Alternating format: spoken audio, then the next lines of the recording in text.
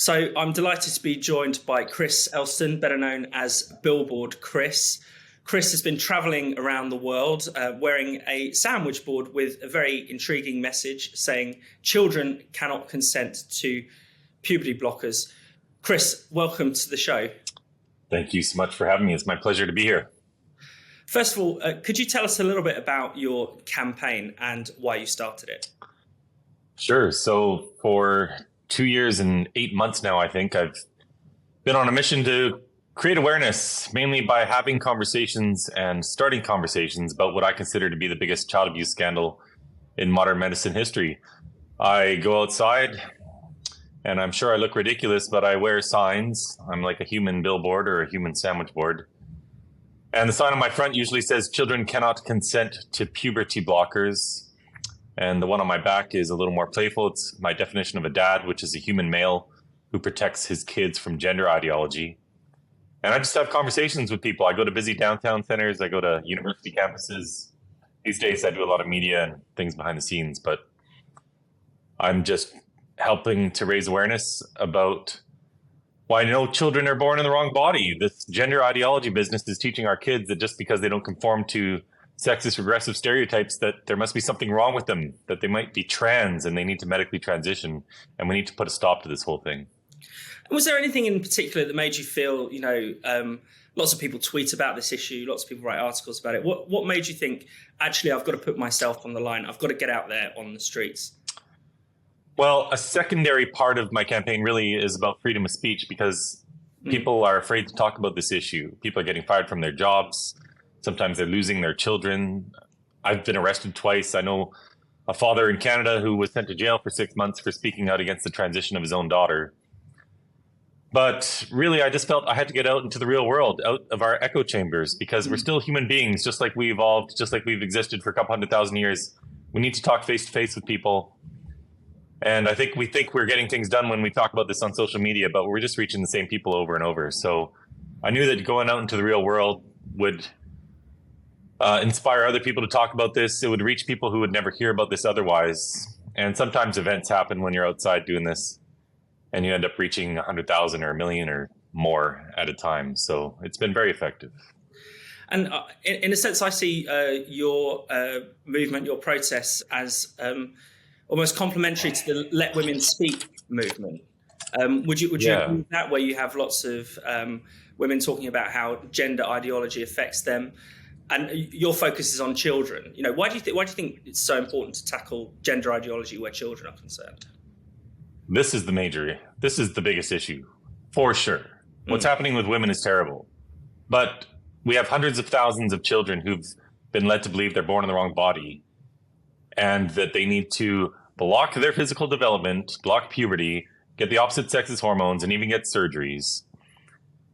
And this is causing irreversible harm. So there's nothing more important than our kids. And this issue captures everybody. It captures people of all faiths, male, female, it doesn't matter.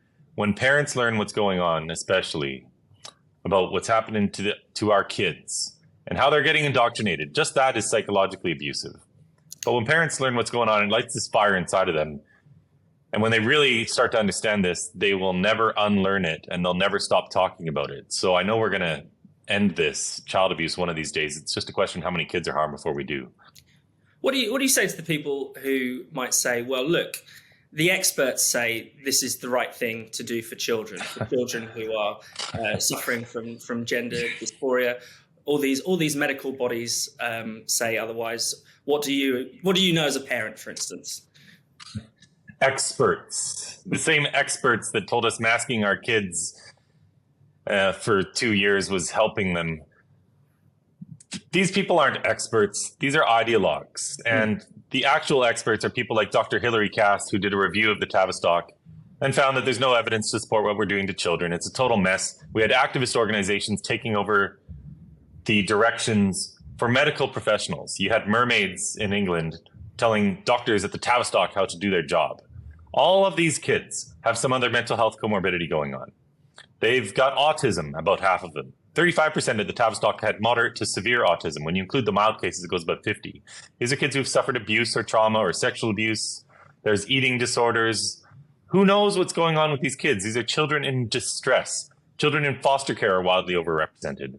And we shouldn't just be treating them as though gender is the underlying cause of all of their problems, which is what's been going on all across the Western world. But we now have England, Norway, Sweden, Finland, where the medical bodies have looked at the evidence. They've conducted a systematic review and found there is no evidence to support this. It's not improving their mental health. So what are we doing trying to change the bodies of children just because they might be gender nonconforming? Some of these kids might just grow up to be gay. We know from all of the academic studies into gender dysphoria that a lot of these kids grew up to be gay. Now we're sterilizing gay and autistic kids? This is totally nuts. Now, you're drawing attention to a really serious scandal, but I think it's fair to say that the reaction isn't always positive. Fuck you! Fuck you! Fuck you! Fuck you! Fuck you! Hey! Get the fuck out! Some people react quite violently to your message. I mean, how do you account for that? And, tell us a little bit about some of those experiences as well. Sure. I've had my arm broken by Antifa in Montreal. I've been assaulted probably 40, 50 times now when you include people spitting at me. I've been arrested twice after getting assaulted. I've been mobbed by 200 university students. All sorts of crazy things happen when you're out on the street. But these people just want to use violence to silence. The one thing that these activists, these trans activists, can't endure is a conversation. So they try anything to stop it. I've had university students come out of their dorm rooms and hold up their bed sheets around me so that people can't see me. They play music, they blow whistles, whatever they can. They literally will stand right in front of me, 6 inches in front of me, while I'm having a conversation to stop me from talking to someone, because they just can't stomach that we're having a calm, rational conversation about this. And why can't we have a conversation about things that are causing irreversible harm to kids? We should be able to talk about this. And recently you were in Ireland and you even had an altercation with the police. Can you tell us how that went down? Yeah, apparently someone from the Disney store called. I'm not even sure I believe him, but apparently someone from the Disney store called and said I had been inside the store, which of course I hadn't been. I wouldn't do something that ridiculous. I had walked by the store. It's on the street, the main street. I was on Grafton Street in Ireland. And this police officer came out and he hadn't reviewed the CCTV footage, of course. If he had, we wouldn't have had any problem. So I told him, please go look at the footage and come back. But he was very obstinate. He kept coming back to this point that I'd been inside the Disney store, which I hadn't been. And then he told me if I went near the Disney store, if I approached the Disney store, he would arrest me because my words on my sign could cause offense. Children cannot consent to puberty blockers, and my definition of a dad. This could cause offense. And he wrongly cited Section 7 of some criminal code. He got it completely wrong. Yeah. But he said that just causing offense to someone is an arrestable offense. And I said, well, I could have a sign that said, I think Ireland is beautiful. And someone might take offense to that. Would you arrest them? So this wasn't a police officer on this day. This was a thought police officer. And I don't take too kindly to these sort of police officers. And I pushed back. And that video went viral. It had 5 million views because everyone can see this is totally ridiculous. I'm just out there having calm conversations and a man's threatening to arrest me because I think we shouldn't be sterilizing kids. And finally, you've been touring around the UK. Britain has got a bit of a reputation for pushing back against trans ideology. Some people even call it Turf Island. Yeah. Do you think we're on the right track here? Or what have you made of your visit and the people you've met? Yeah, 100%. I've had such a warm welcome. Of course, the more controversial conversations or the hostile people, those are the ones that always get the most views.